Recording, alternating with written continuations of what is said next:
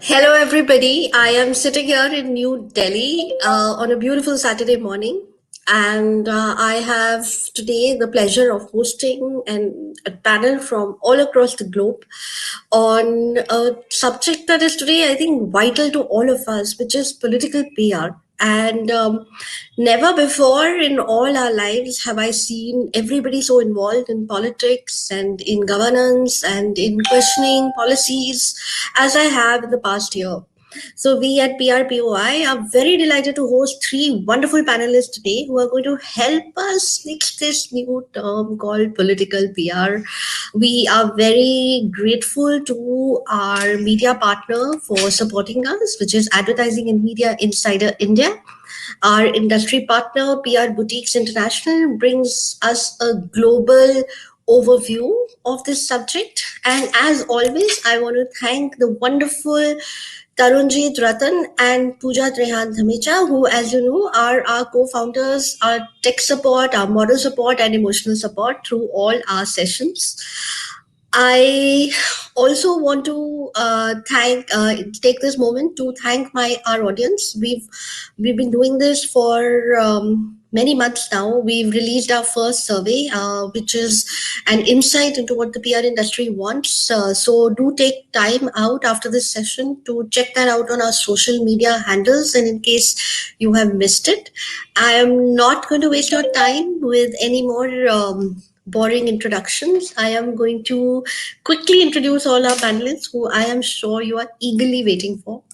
So my first panelist is somebody I hold in great esteem and who is very dear, and she is Advaita Kala. She's an author and political columnist, and she's joining us from New Delhi. She is a best-selling and internationally published novelist. She's a best-selling author and award-winning screenwriter, most notably of the film Kahani. Unique to her writing is her ability to cross genres. She has written a TV show for primetime television, film, fiction, numerous columns in leading publications on a range of issues from politics to social concerns and women's rights. Her film and literary work has focused on themes of female empowerment and experience. She is also a popular columnist and writes frequently on the world of politics and its impact on the common people. She also curates Words Out, the Festival of Words, and a podcast called The Democrat that engages diverse ideological viewpoints and conversations on the issues that impact India. So let's take a moment to welcome Advaita to the panel. Hi, Advaita. Lovely to have you here today. Thank you so much, Mali. It's my pleasure to be with you on this lovely Saturday morning. Thank you. And I am, without further ado, going to introduce a gentleman who has actually joined us from very far away across the globe, and on a very late on a Friday night, I have to say, in fact, early morning Saturday, it might be about 1:30 a.m. in the morning, where he is. So let's welcome David A. Ball, President, Ball Consulting Group, LLC from Boston, USA. David is a seasoned professional. He has over 3 decades of experience in the field. In the last several months, he has helped many a brand in the healthcare space quickly plan and implement a crisis management plan, controlling the damage to their reputation and building from there. After having held several prestigious positions in respected companies, he started his own firm, Ball Consulting Group, LLC, in 2004. Since then, the strategic communications expert with decades of experience in every facet of healthcare has worked with the best in the business. He is frequently engaged as a crisis communications expert across all sectors to handle highly sensitive, complex, and controversial matters, and as an advisor to CEOs around the world on PR, marketing, and public policy related positioning. His articles on political PR have been published by prestigious names in media, and I'm sure we'll be discussing some of them today. So let's welcome David. Hi, David. Hi, Sonali. How are you? Thank you so much for having me today. Appreciate it. Thank you for joining us from so far away and at such an unearthly time for you. It's my pleasure. Thank you. Thank you. And I'm going to very quickly introduce our third panelist, who is Lior Avnon, Deputy CEO and Strategic Communications Consultant, Together Strategy, and she joins us from Tel Aviv, Israel. Lior started her media advisor career in 2006 as an Air Force spokeswoman, a position she completed with the rank of captain. Her expertise as a military defense, political and commercial spokeswoman, alongside management of political campaigns, give her a thorough understanding of the systems of government and regulation, and an in-depth familiarity with the worlds of media and spokesmanship.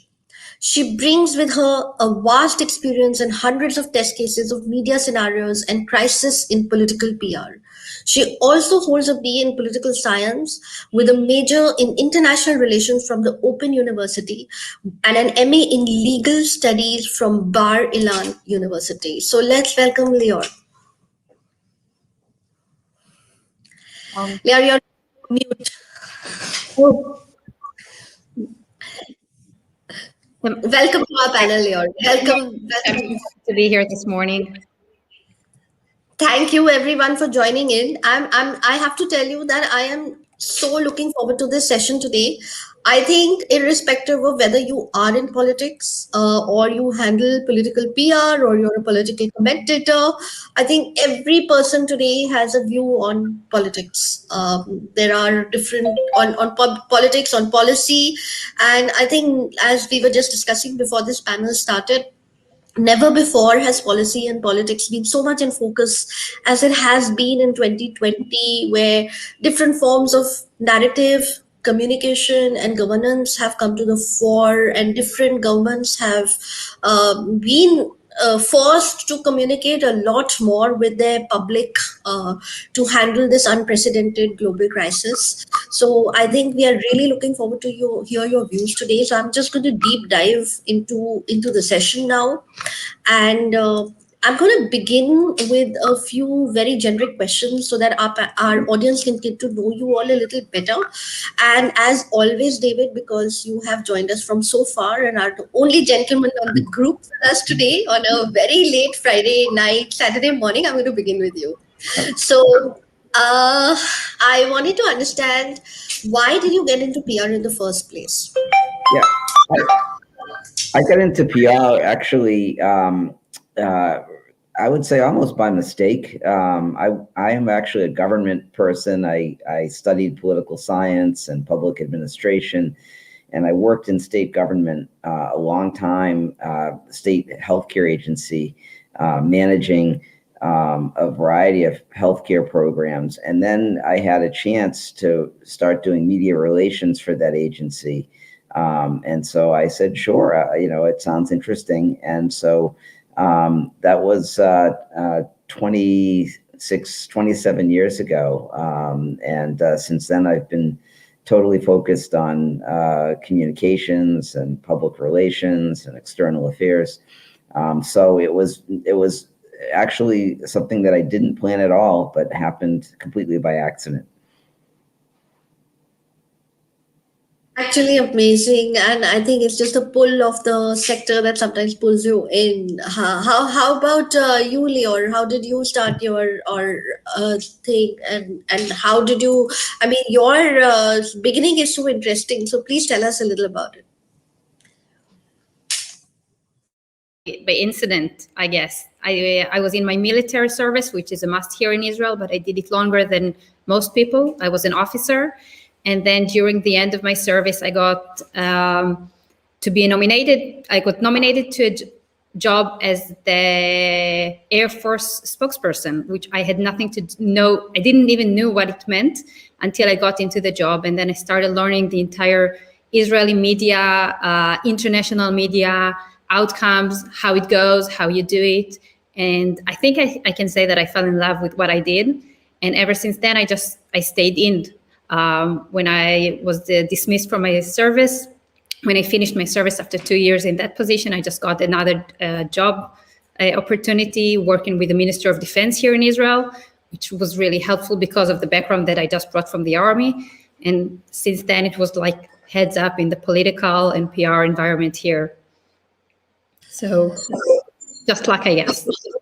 Okay, very interesting. Advaita, I mean, you actually started out with a career in hospitality, if my memory serves me right. So how did this come about? I understand the book was probably the beginning, and then how did the veering towards politics or political commenting happening? Can you tell us a little about yourself?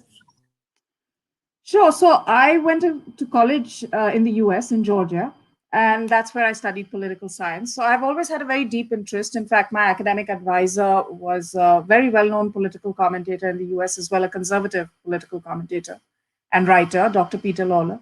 And so I always had an interest in this aspect in politics. Of course, when I came back to India, I chose a career which was in hospitality, did that for a couple of years, and subsequently wrote the book. The book became popular and went on to lead to offers for writing for film.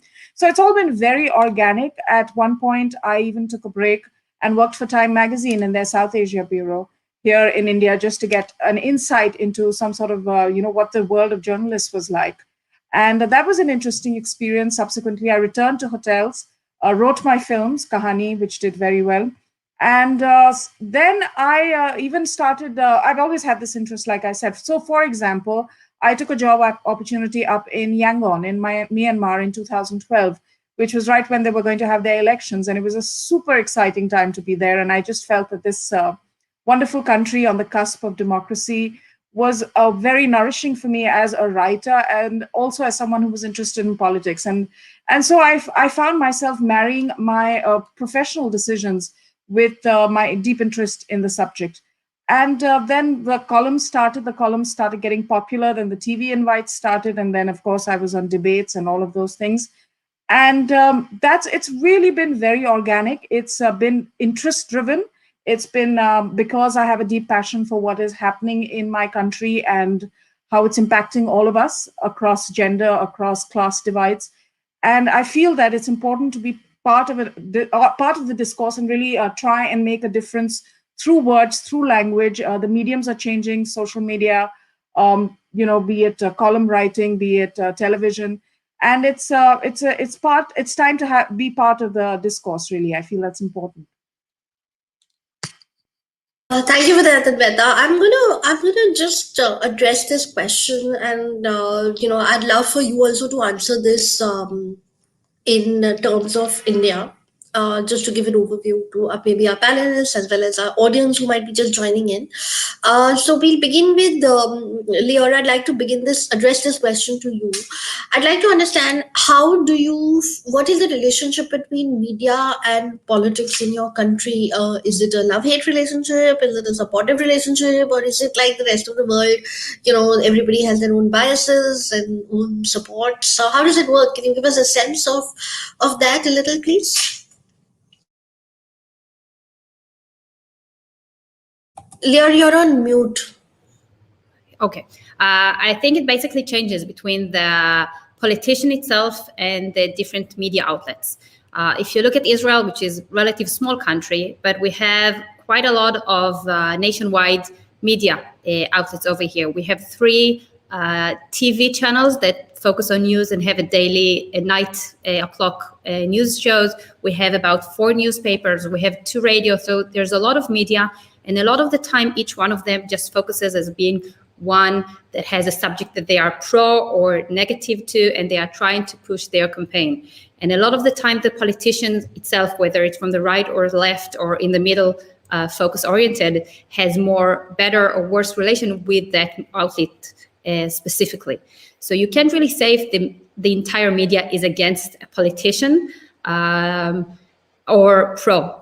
Even our in the last more than decade, Prime Minister Netanyahu, he has a really complex relations with the Israeli media. Even he has different outlets that he's more comfortable with. He knows that they will push his story. Even it can be specific journalists in that media that would push his stories. And then there would be other that you will know that no matter what he's going to say, they are going to say the opposite. I'll say just last remark about it. There's in Israel right now a big vaccination process against the COVID-19, and which is great success. It's still the disease is very bad in Israel these days, but the vaccination process is a huge success worldwide from what we all understand and people are talking about it. And yet you see many Israeli journalists or outlets that are having trouble saying, congratulations, Prime Minister, for bringing it here. So everything is political, and it's always about how you feel with it. Thank you for that. It sounds very familiar. Advaita, how familiar does this sound to you?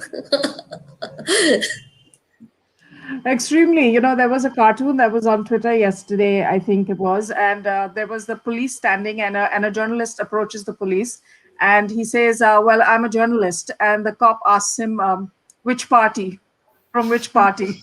So I think, we're living in very polarized times. There was a time when neutrality was something that you would expect from a journalist, and you would expect the news straight up. But what's happening a lot, at least in India, is editorializing. And I think I've seen this increasingly happen in the North, 2001 onwards, with the explosion of, many news channels, and the anchor sort of becoming a celebrity, much in the vein of what you see in the US, where, you have your Megyn Kelly and Anderson Cooper and people like that. That's similar kind of things started in India as well, and you have your versions of Tucker Carlson and all of that going on. And when I think that transition happened, when journalists became the stars and the stories, you subsequently saw them taking far more opinionated and political positions, wherein they took a side, and that filtered down because it's the time of eyeballs and hits. And the moment that started happening, we've seen a media that is very biased, that on one side or the other, it's very hard to be neutral. And even if you are trying to be neutral, people will label you anyway. So that's the way it is right now. David, does that sound as familiar to you? As you're trying hard to you be neutral and people will label you anyway? Does that work similar in USA? It is. I agree that it's an increasingly partisan time. It sounds like everywhere, and I think that social media and obviously the internet, have both, created that rather. In the U.S., the perception has always been that there's commentary, people who write editorials, or, the Tucker Carlsons, Anderson Coopers, who have a perspective. And then there's news, and the news is supposed to be objective. But certainly, even though it may be news, it may lean one particular way or the other. And so now news outlets here, national news outlets, are largely identified as to how they lean. So, excuse me, Fox, for instance, is conservative, and has been, given, voice to the former Trump administration, whereas CNN, skews to the left, and MSNBC, the other major cable network, probably skews a little bit further to the left. So everything has I think, a political grounding, even though, news is supposed to be objective. So it's definitely, the partisan nature of American society, and what we've seen in Congress over the last, 8 to 12 years, it just keeps accelerating. And that's created division everywhere. It's created division, I think, in the country among the populace, but also among the news media. Thanks for that, David. That's a very astute assessment from you. I am very curious to, ask all three of you a question, and I'll let anybody who feels free to answer that first go. We all, and as a common person, most common people, whether irrespective of their political ideology, feel that ethics, truth, and transparency do not have much of a role today to play in politics. It's always said politics is a dirty game. It's like this, it's like that. There's a spin. What are your observations? I think, Advaita, I'd like you to go with this first, because obviously you're a dispassionate observer of it on the other side.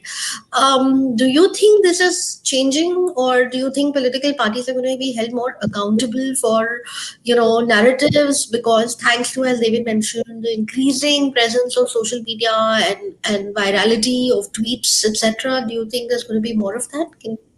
What's your view? I think it's a tough time for the media. I think there is definitely a deficit, a trust deficit that exists in the minds and the views of the viewer. And what people are increasingly doing is really turning to sources of information that really confirm their own worldview. So there's a confirmation bias that is playing out in the world today, and you really are drawn to people who are saying the things that you want to hear. And the moment that they're not saying the things you want to hear, it's paid news. So credibility has been the biggest casualty in this present age of media. There has certainly been a democratization of information and opinion through social media. So there are a lot of counters, and there are different versions. It's their version, our version, and that battle continues non-stop 24/7 because of social media.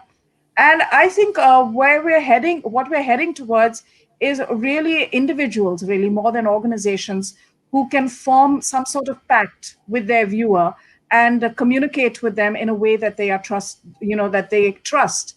I think that era of big news or something flashing on TV is over. And to a certain extent, I think electronic media has itself to blame, because if you recall, at least in India, in the last 5 or 6 years, mainstream news channels who are hungry because they're 24/7 on air were turning to social media for news. So whatever was trending on Twitter then became the news on electronic media rather than the other way around. And so now when you have social media and the online medias, roaring ahead, I think the electronic media has to think about how they fed this. Yeah, that's absolutely true. Yeah, David, sorry. No, I think you're absolutely correct. I think that this, what's often referred to as the echo chamber, right? People seek out not independent analysis, but seek out perspectives that are going to reinforce their own beliefs, and therefore it's harder to educate the public about things because people have these preordained beliefs. And I think you're absolutely right that social media is driving the news media cycle, and ultimately it's going to be a real, I think, moment of truth for all of the social media platforms. From Twitter and Facebook to TikTok and Instagram. I mean, they're all going to have to be much more transparent in how they operate. They're going to have to, I think historically, the social media platforms have basically said, well, we can monitor and we own the platform, but we can't, really control the dialogue. And so therefore it's kind of hands off. And now you've seen that suddenly change, at least in the US, you've seen that change in the last month, after the Capitol insurrection, all of a sudden, Twitter started enforcing its ability to ban people, including the former president of the United States, right? And so they found their ability to moderate the false dialogue, false narrative on social media.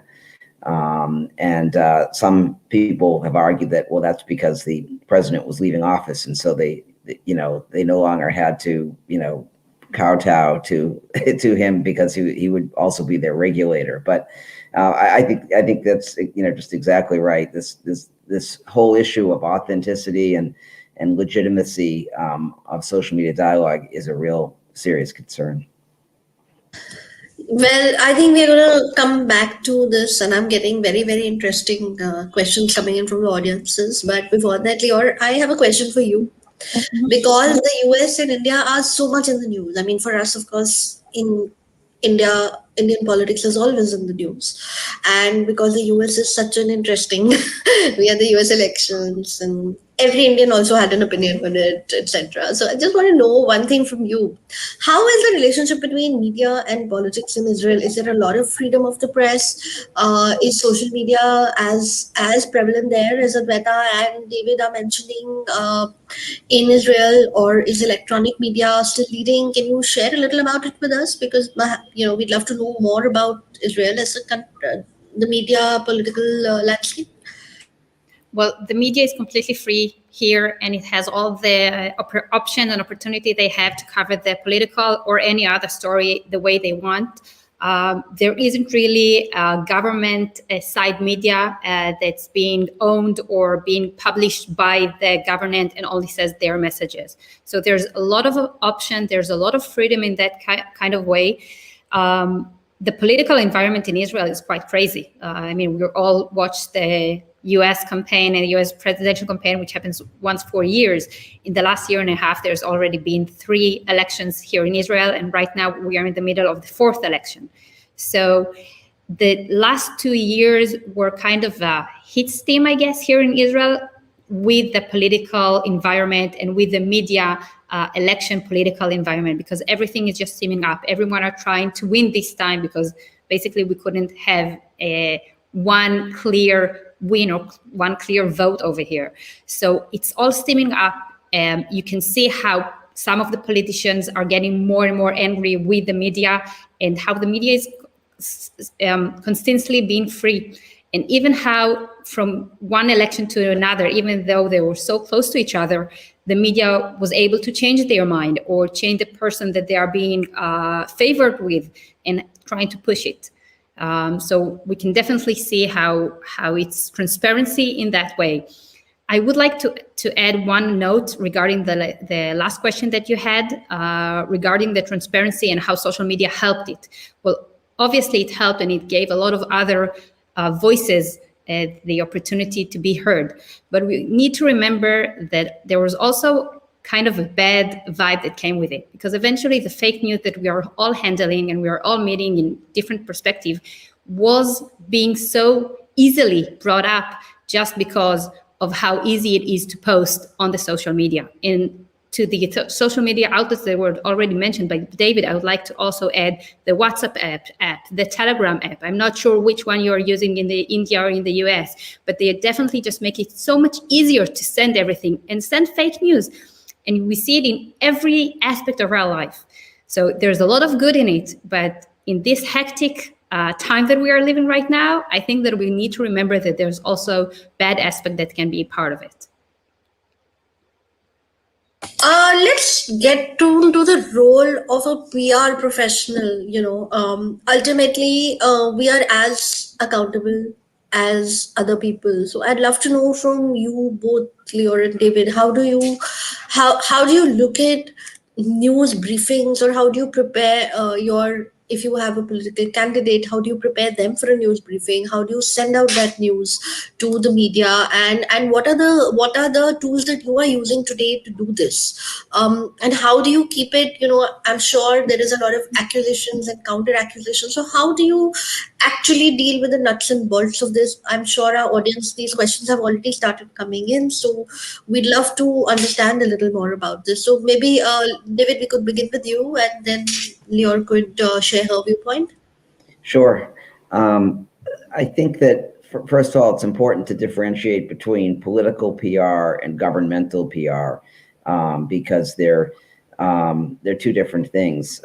When someone's seeking office, there's the PR work that's done is much more proactive and aggressive, trying to get the candidate or the issue in front of the public, and using all of the tools available, from media availabilities and press conferences to events, to putting out statements and releases, to using social media, podcast appearances, whatever is available, one would use to try to get traction. Government PR is very different, because yes, there is the desire to get news coverage about what a particular administration or office holder might be doing, and again, that takes the same form, doing events and ribbon cuttings and press conferences and media availabilities, and being active on social media, and using social media to extend the news coverage that you get. But when you're doing PR in the government, naturally that job is going to be a defensive position as much as it's going to be a proactive position, because government is always accountable. And, we were talking earlier about vaccinations, and how Israel leads the world, I believe, in the vaccination rate, with, I think, over a third of the country vaccinated. Well, in the US, partly because of some of the, I think, federal issues. It's a very uneven administration of the vaccines. And where I live here in Massachusetts, I'm in the Boston area. There's been a lot of criticism of how the government has rolled out the vaccines, the decisions it's made. It prioritized elderly over teachers, and a lot of people say, well, that's not the right prioritization because we have to get the schools open. So you see, our governor, has to be accountable and has to explain why his administration made the decisions they did. So political PR, naturally, you're going to be proactive, trying to seize the news cycle to benefit your candidate or issue. Whereas when you're a governmental spokesperson, you're going to be essentially managing against that and being reactive to ensure that your administration's approach or your legislators' approach, whatever it may be, is construed accurately. Makes a lot of sense. What do you think, Lior? How would you, what advice would you give in this case? Well, I agree with everything David said, so I'll take another take on it, on the difference between how you get ready the politician himself to get with the media interactive and how you as a PR person who always does it acts differently. Because whenever I'm sitting with the politicians I'm working with and getting him prepared for a media, even if it's for background or obviously if it's for on-record interview, it will always be on how to delicately handle the bad questions, the hard questions. Do you attack? Do you not attack? How do you interact with the journalist if he knows it or if he doesn't? I would, don't get mad at him, don't yell at him, don't be angry with him. Just try to get your story at the end and work on the messages and phrases that I would know that would later on be able to catch in the media and become the headline. We would always like to understand what is the headline from the meeting that we are hosting. And then as the PR person, which you're basically doing everyday background chats with every one of the political reporters, or if you're in government, then on the issue that they cover the office, the relation is much less, I guess, because the relations is so much tight, then it's less, I forgot, I'm sorry. Your relation is so much different that I can get into interactive of arguments, of raising our voices one at each other just because I'm trying to prove my opinion. But that would only be for background. So whenever I'm in the conversation with a reporter, I feel much more loose to say my opinion. We can chat about everything. We can talk about everything. I know that's not going to be necessarily the headline, or he won't use whoever talked it. So if I need to fight with someone, I would be the one fighting. I would be the one that later on will be angry at by the journalist, by the media outlet. And I would let my politicians that I'm working with get the better coverage, the better image, like he's the good police, I'm the bad police. Makes a lot of sense. Thank you for that. It's very insightful. And I wonder, Advaita, you mentioned that you've never had a PR approach you, but just as a person who comments on politics in a country which is again very sharply divided on politics, news, and there's so much fake news everywhere now, how do you sift the wheat from the chaff? How do you decide that, okay, this is a subject I will write about, or this is not a subject worth my energy? Because we also notice that today people are becoming, even media, as you mentioned, they're becoming very strident about everything, and non-issues become issues suddenly, out of the blue. So how do you keep that neutrality going, and what would you advise PR people also therefore are approaching you? I've evolved also in the years that I've been a commentator. Initially, a politician would say something misogynistic, and you would have me on TV, and you would have a column from me, and I would do the whole route. And subsequently, when it happens so often, and there's so much more outrage on it, one feels that yes, these people are being taken to task, but you don't necessarily have to jump into every misogynistic comment. For example, this is just a loose example that a politician makes, because it's you've seen the cycle. It's an outrage for a day. In some cases, maybe the political party will take disciplinary action or may not take disciplinary action. So as I mature in this field of commentating, what I've realized is that I would rather address even this issue of misogyny not necessarily with the knee-jerk or the angry response that I used to have in the past, but rather, write a more detailed piece in terms of my research, in terms of seeing how different politicians and political parties react to these kind of occurrences. And because there's another thing that you realize, even if you're partisan, is that every political party has this kind of element, and every political party has condoned it. So no one can, kind of take the higher ground on this one. So what kind of intervention does it need? It needs an intervention which is far more thought out, which is far more along the lines of actually looking for action from political parties in terms of, even having their own sort of sexual harassment committees. They don't have them, although it's mandated by law. Those are the kind of issues that I think really are impactful and really make a difference instead of getting part of the outrage cycle. I know the outrage cycle keeps the machine going, but as a commentator, I find that a little futile now. Thank you. In fact, one of our panelists, our viewers had asked this question on how we regulate news, which is getting highly polarized. And I think your comment will help them to understand that part much better. And I just want to also understand from you, David, we are noticing, and you also wrote this, that the narrative of PR changes with each leader. And I think that's something that Lior had also touched upon. So do you feel there's a move in the USA specifically for more transparency in leadership? I remember I mentioned to you that I read that interesting article you had written on how the Biden administration's press briefings have changed, the nature of it has changed, the transparency has changed. So can you share with us a little bit about that part? Yes, well, I mean, what we've seen in the U.S. over the last 4 years was really an administration that worked very differently than any other presidential administration here, and certainly in my memory, I think in anyone's memory. It's often referred to as a norm busting. The Trump administration was referred to as a norm busting presidency because they didn't operate really by the same standard procedures that others in office have operated by. So my point in writing the piece was really that there hadn't been even the White House historically has a daily briefing for reporters, and there hadn't been a briefing. I think there'd been 1 or 2 briefings in the last 4 months of the Trump administration.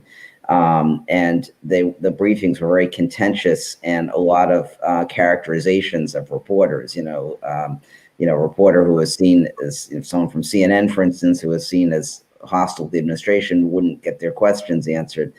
And, what we saw on the first day of the Biden administration was, a press secretary who, is open and accessible to all of the journalists there from all of the outlets, and who is committed to having a daily briefing, and, who was honest about questions she didn't have the answers to, but committed to getting back to people.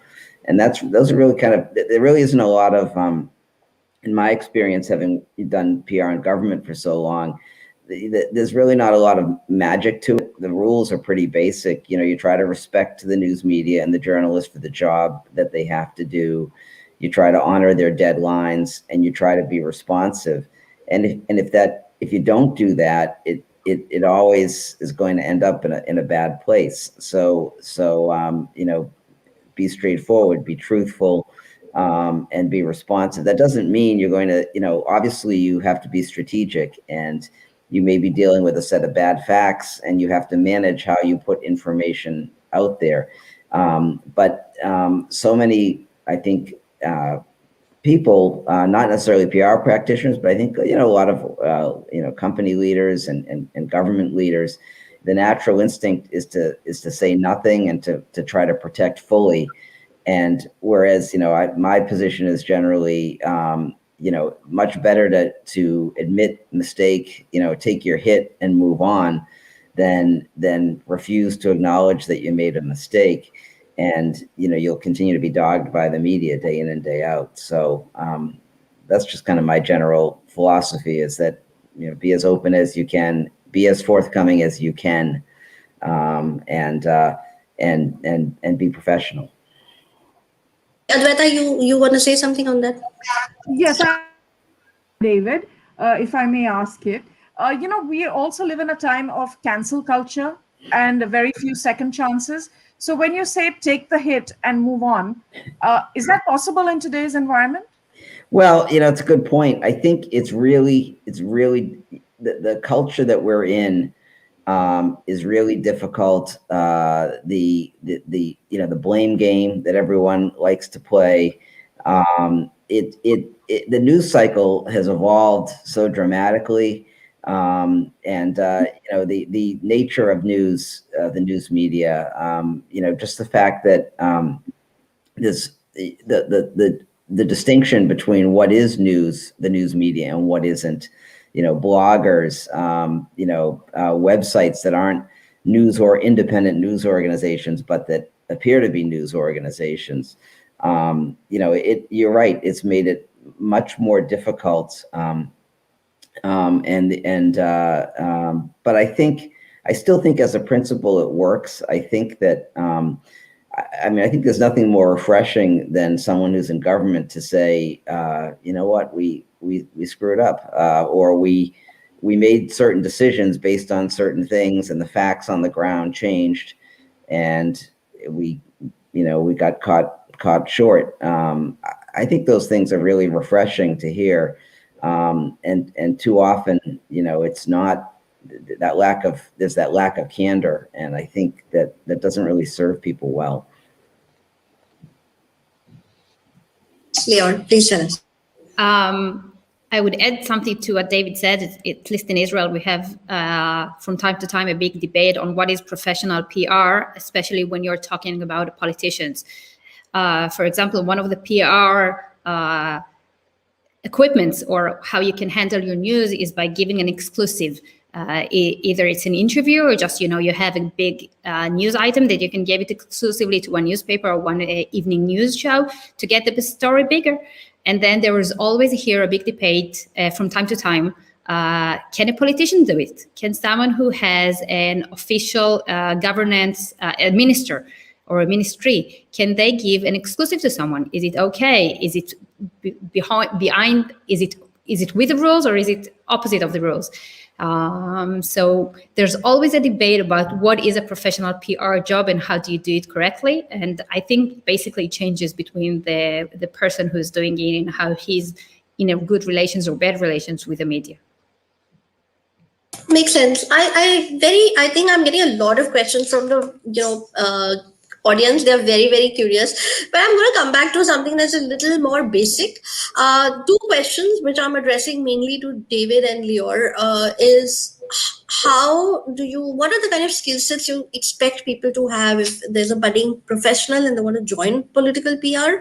What would you advise them to do in terms of skill sets that they should have in this case?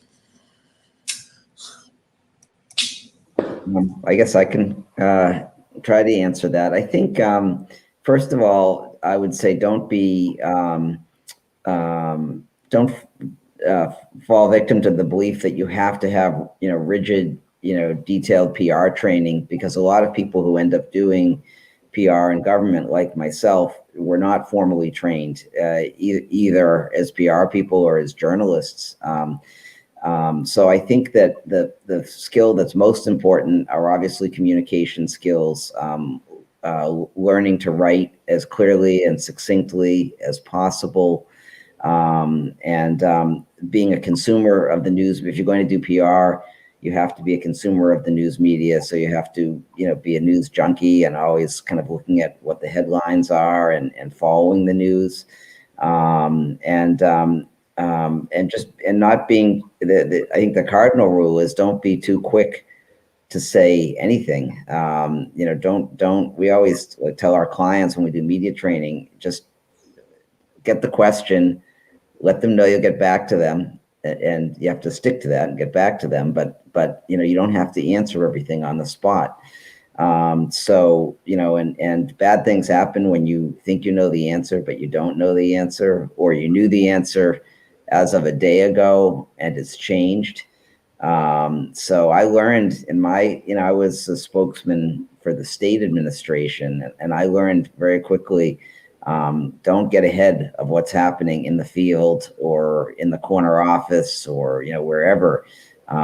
Be very guarded. I think that's a good operating rule.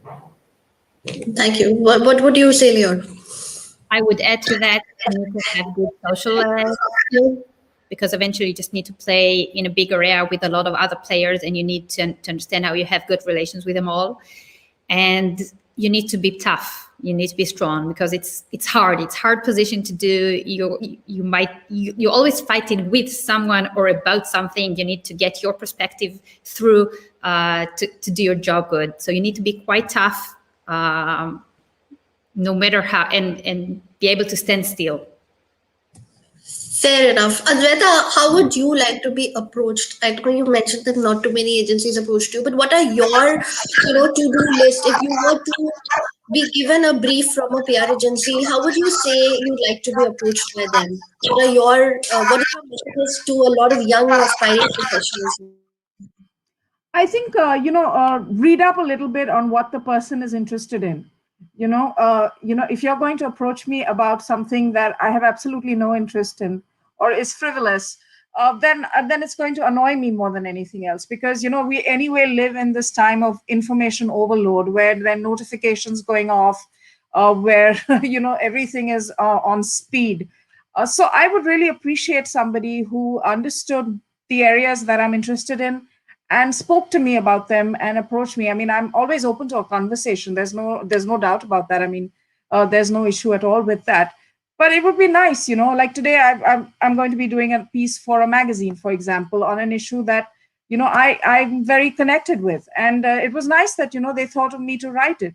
So in those are easy decisions then. Then you say, oh, yes, I'd love to do this, But if you come to me about something that doesn't matter really to me or isn't that pressing, then it's going to be useless for you as well as me.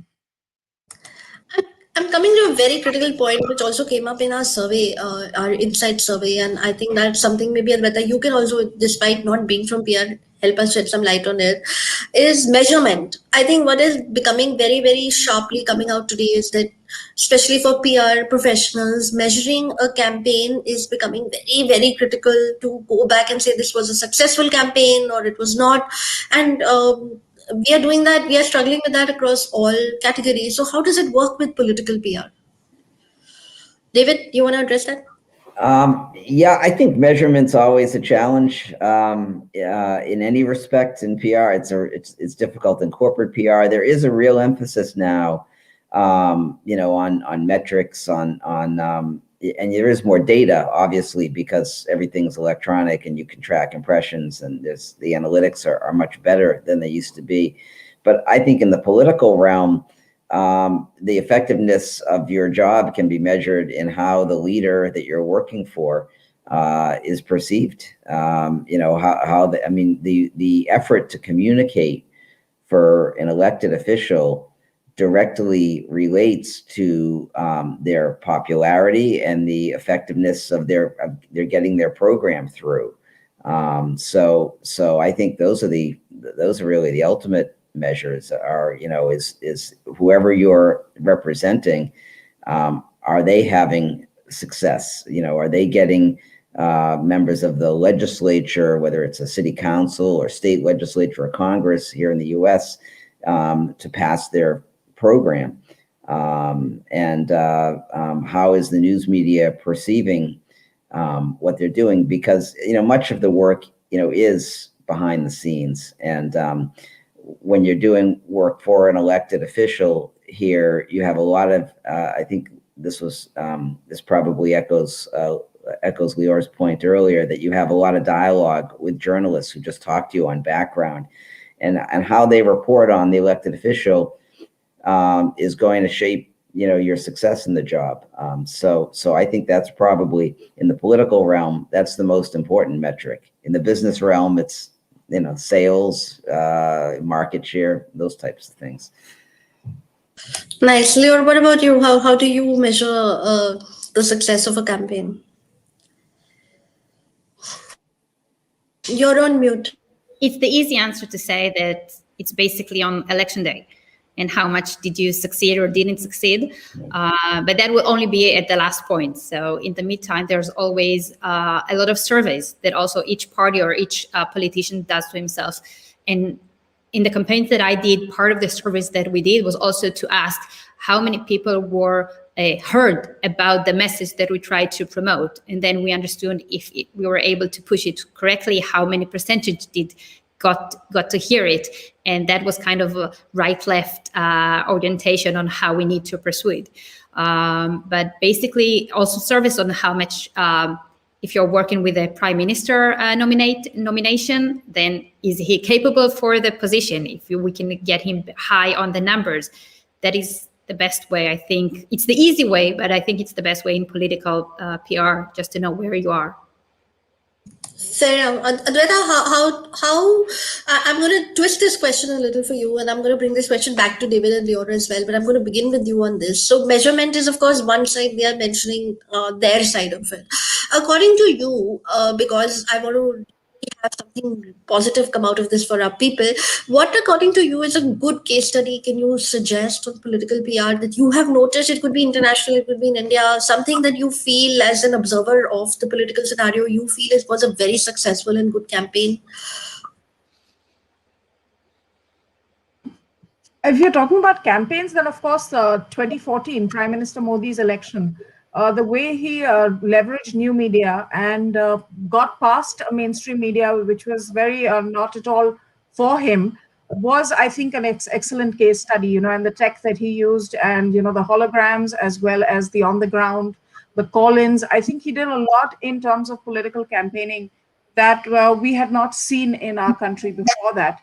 So I think that was extremely interesting from a study point of view. And of course, a lot of books have been written on that, on how he won 2014 and, what was the strategy employed by his various war rooms across the country and those kind of things.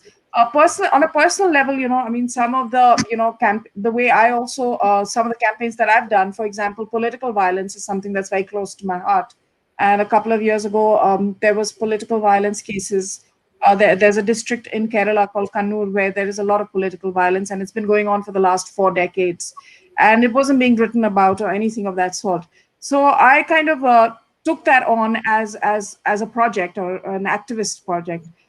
I don't like to use the word activist because that just seems like, that's another hat. But, the purpose for me with that one was to save lives. And because it wasn't being covered in the mainstream media, it was very important to leverage social media in that case. So that I found very effective in terms of getting mainstream media to pick it up and on-ground activity to pick up, in terms of protests, in terms of those kind of avenues. So this was one example. And then we haven't had any deaths in that area in the last 3 years. So there, you see a direct correlation to a campaign that you run of building awareness about a certain issue and getting some kind of response on that. So I think today social media is a real tool for independent people like me, who have things that they want to talk about. Because even a decade ago, you would have to approach the big, the legacy media to write about things, to talk to you, to get some sort of credibility out of an issue. But today, based on your own traction, you can actually move things forward. And that, I think, is very empowering just for the ordinary citizen, that you don't need to be linked to any one organization to be able to get people to talk about things that concern you. Yes, that's absolutely true. I think we're looking for a world of greater neutrality and greater transparency, more dispassionate commenting and real governance now, instead of this monster, I would say, or pandemic of fake news that we are all dealing with and polarized opinions. David, can you share with us a wonderful campaign that doesn't bring all this into the picture? So you're saying something that I've worked on historically? It could be what you've worked on, or it could be what you've observed, anything what you would like to talk about, basically. Yeah, I mean, I think that I just agree that, I worry that we're in a race to the bottom here, and that it's hard to go. We never can go back to where we were before. We had the advent of social media and the instant messaging and commenting that's really shaping the dialogue. But I think that at the end of the day, it's just really important for I think that the one thing that's really missing is courtesy and respect, and that's part of the reason why we are where we are today. That there's really no tolerance of dissenting viewpoints. It's just a scream fest, and you see that if you watch cable news here, that it's just people just screaming at each other and talking over each other. It's very hard to come by civil dialogue, and I think that it's the role of leaders to set examples and to do that. I mean, I think we're seeing that here in the U.S. now with a president who is setting a civil tone and who is seeks to be collaborative and conciliatory and work with people from different political persuasions. So I think that at the end of the day, it's up to it's not up to the PR people, even it's up to it's up to leaders to really step forward and show some of those values that I think of all the three of the countries here, India, the U.S., Israel.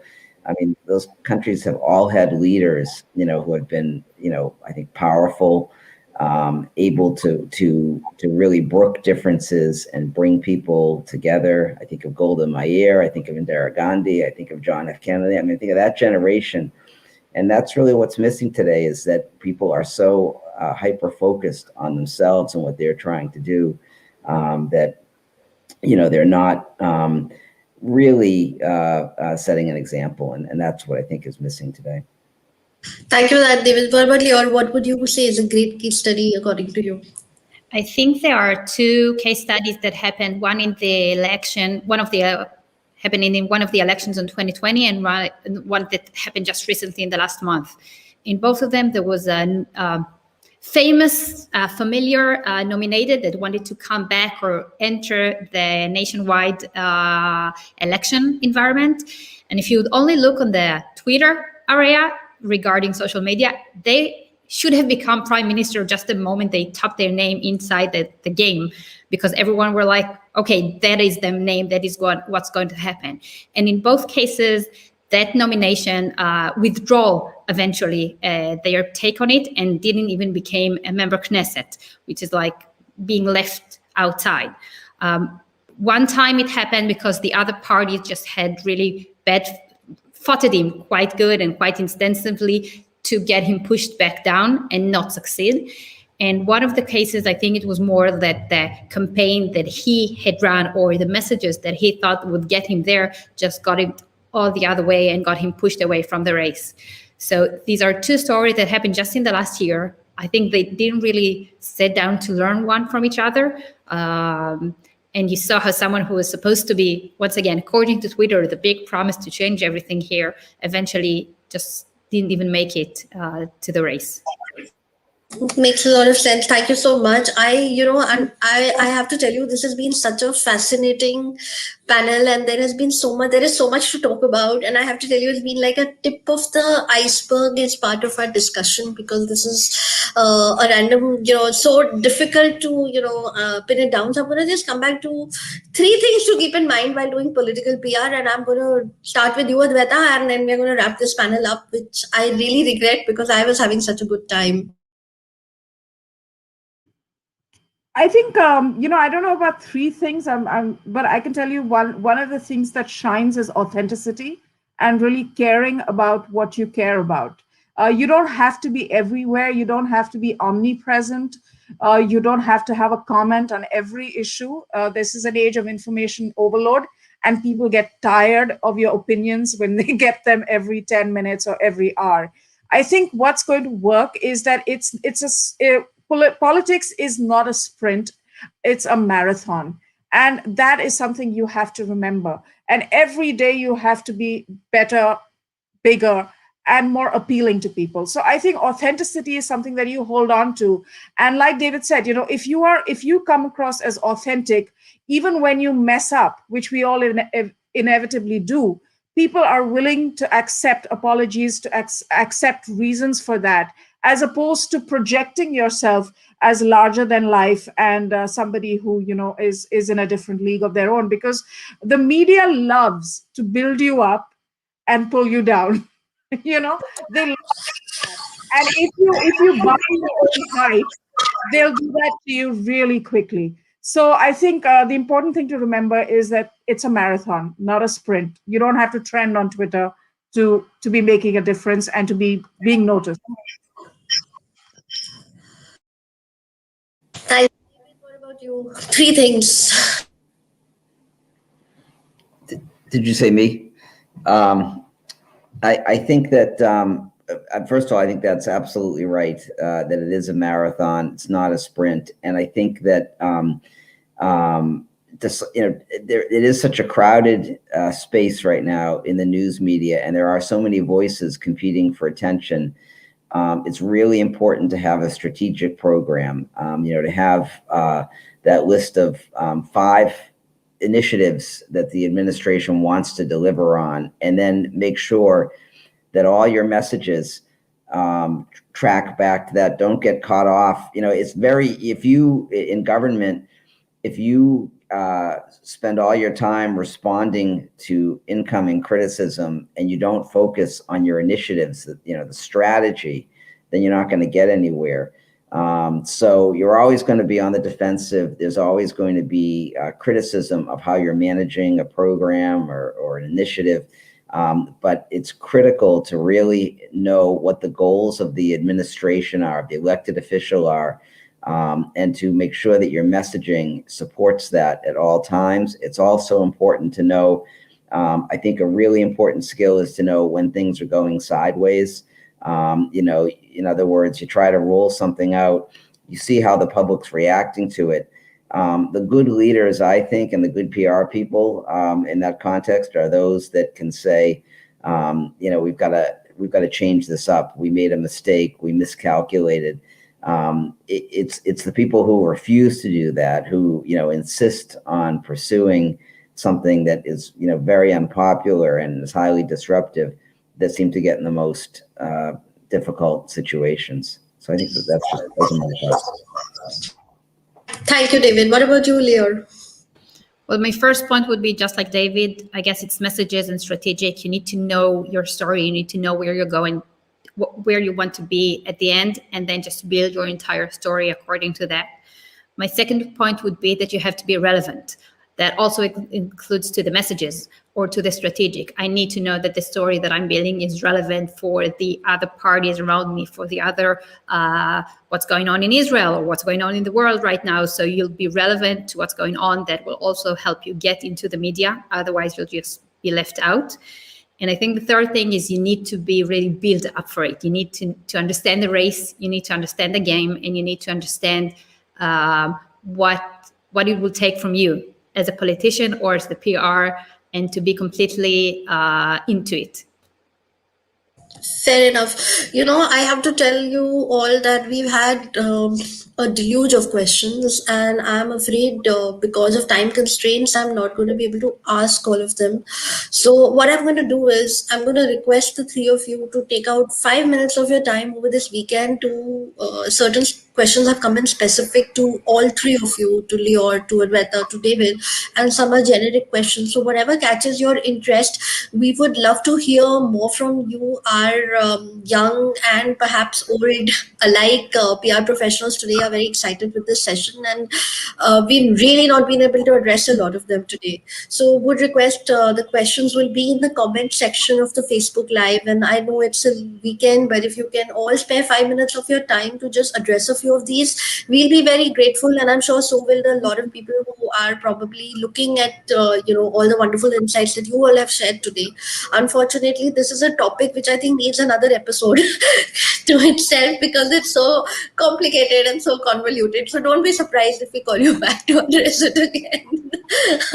So thank you, everybody. I'm going to wrap the session up, and I hope my tech support is hearing me for that. Advaita, thank you so much for your insights. As always, very measured responses. Leon, you've really helped us shed a lot of light on Israel and its politics and how you take things forward, which for us is, I think, something very interesting to learn. And it's nice to know that human beings are the same all over, and so is the politics. And David, thank you for your amazing insights. I think we are more the richer for it. And really, thank you for joining in at such diverse timings and from all across the globe. I think this has been one of the best sessions that I have ever hosted as well, because it's been so candid and forthright.